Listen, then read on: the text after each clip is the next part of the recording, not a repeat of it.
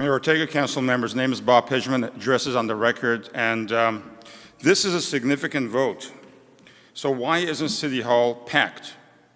Because few people know about what's going on right now. I literally found out about this meeting a few hours ago, and that's only because a council member told me about that. You can say that this lack of transparency and bare minimum notice to the community is not by design, but it sure looks like it. And speaking of transparency, your move today will further erode trust in this council and the process as a whole. And if you think that the voters' trust in you is intact, I'll welcome you to look at the results of the primary election. Just look at where the incumbents finished and look at who won outright. But there's at least one thing that we know for certain now, that the court system agreed with all of the residents who questioned the honesty of the ballot language. They're all vindicated because the court also called the ballot language, quote unquote, misleading.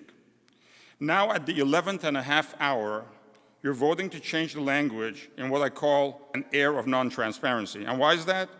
Because with almost no time for the residents to be aware of this meeting and provide input before you vote, that's exactly what it is. And now, to echo what the previous speaker said, think about the people who wrote ballot arguments against this measure in what will now be the old language.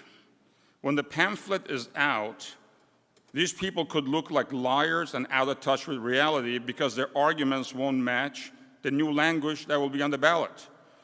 And yes, there are two Arizona election statutes, ARS 19-123 and ARS 19-141, which provide or require a 90-day deadline to submit new ballot arguments, and that day has expired. I want to put just the language from that. I mean, it's clear.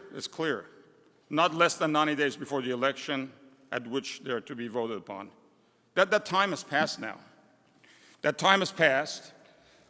Alternatively, you're not providing an opportunity for the constituents to write appropriate ballot arguments for the new language, as required by election law. That is not my opinion. It's election law.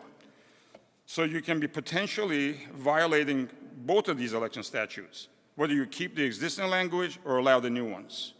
And I just wish that you wouldn't go this far to get this ballot measure on the ballot, and in the meantime, tainting the entire process. Thank you.